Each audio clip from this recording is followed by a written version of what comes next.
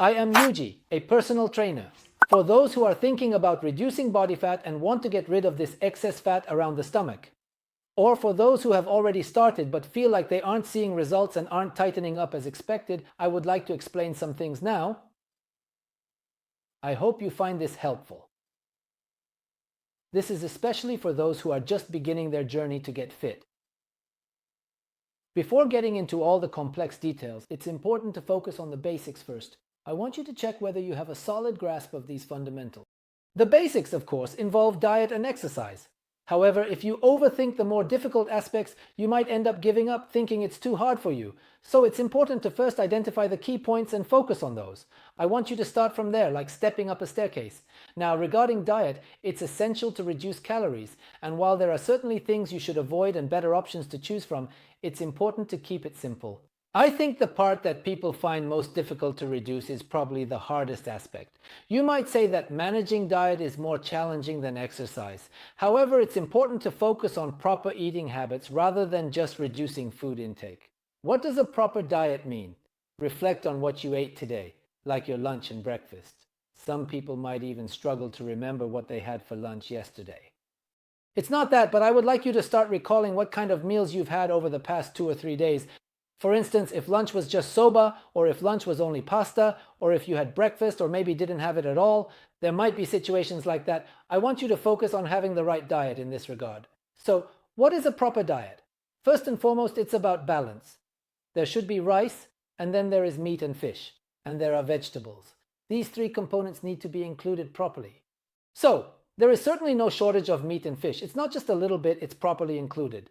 And there are also plenty of vegetables. What I want is for you to have a well-balanced diet like that. At this stage, it doesn't matter how many indices there are or what cooking methods are used. That's not the focus. What matters is that you have rice and you are also getting enough vegetables.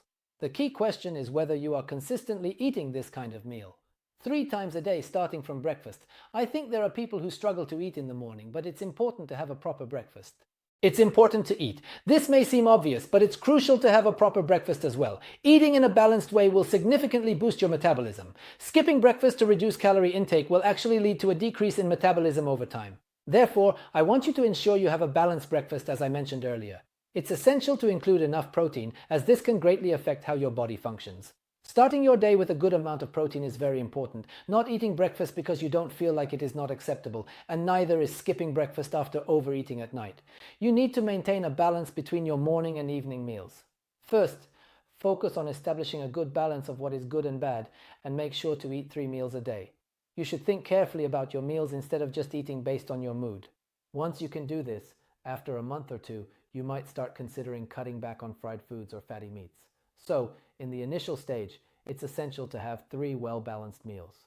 So, I want you to first focus on maintaining a proper diet. If possible, I want you to commit to this. Next, an important aspect of exercise is to engage in it frequently. When I say frequently, it can be any form of exercise. While I would like you to do strength training, walking or jogging is also perfectly fine. The key is to do it regularly, almost every day. The benefit of exercising frequently is that, of course, it helps you burn calories daily, which is crucial. If you consume calories for 1 or 2 days a week and do not consume anything for the remaining 5 or 6 days, the difference between intake and expenditure is positive, which means you will not lose weight. Therefore, it is important to create a situation where you are consuming calories every day. This is certainly important, and in addition, exercising will always improve hormone secretion. While strength training significantly enhances hormone secretion, even during walking, it ultimately creates a state of high metabolism. This is particularly relevant for people in their 40s, 50s, and 60s who are watching this channel.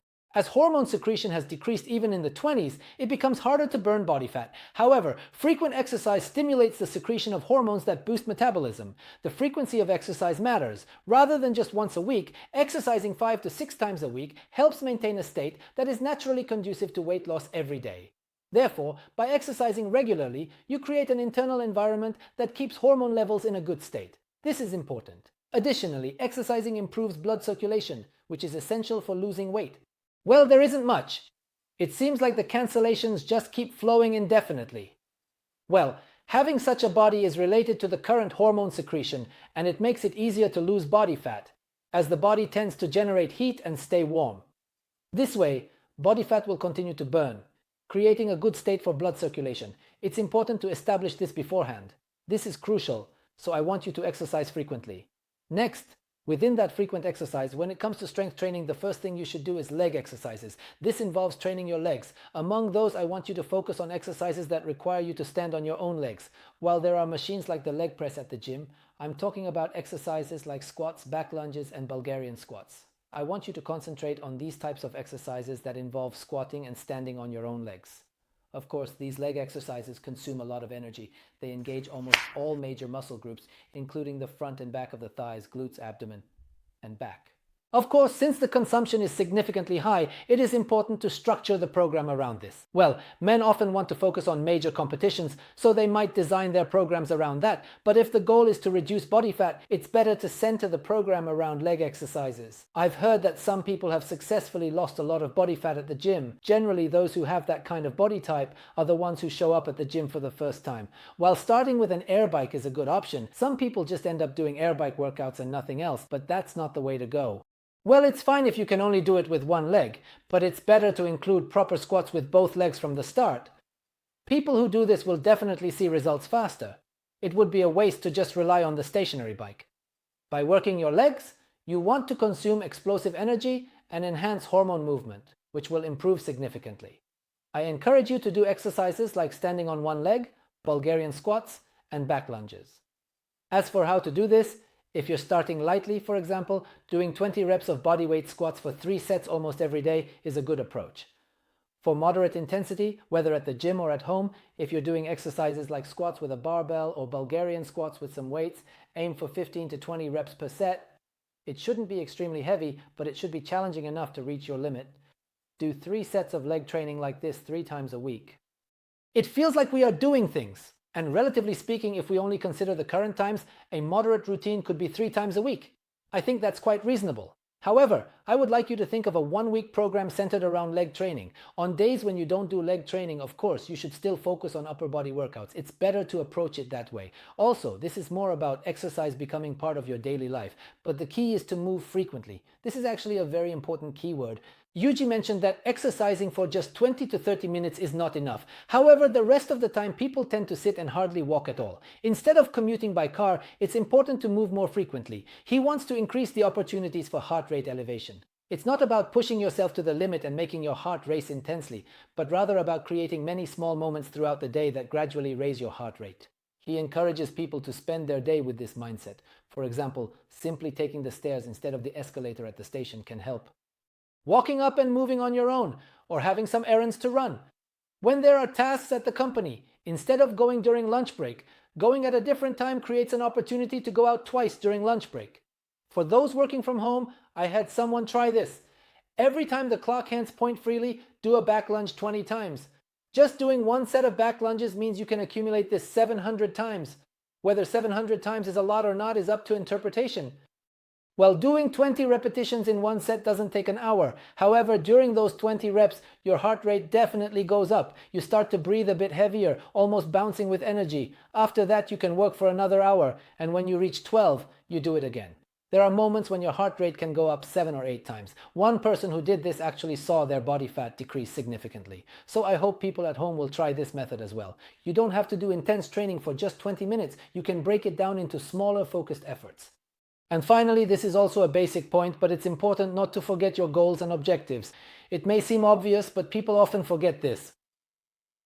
When it comes to food, for instance, if there are sweets or delicious-looking items around, it's easy to lose sight of your goals. You might forget your objectives and just indulge in tasty things. However, if you have a purpose or goal, you can think, oh, today is not a day for me to eat that, and hold back. Without a purpose or goal, it's easy to give in. And this applies to exercise as well. If you have clear goals and objectives, you can continue properly. It's about wanting to become a certain way or have a certain body. If you hold on to that strongly, I believe you won't forget it. It's really simple, but following accounts of people with great bodies on Instagram, for example, allows you to see them often. This helps you remember your goals. Of course, there's your own willpower involved, but not forgetting your objectives is crucial. This is a core part of maintaining a proper diet and exercise routine. I really want you to remember this. Yes, This is the basic thing you should start with. Just by sticking to these basics, your body can change significantly. It will become more toned, so if you haven't started yet, please make sure to do so. Try to continue this for a month or two, and I think you'll see a considerable change in your body. Let's do our best together. Please subscribe to the channel. I'm also on Instagram, so please follow me. This was YUJI, your personal trainer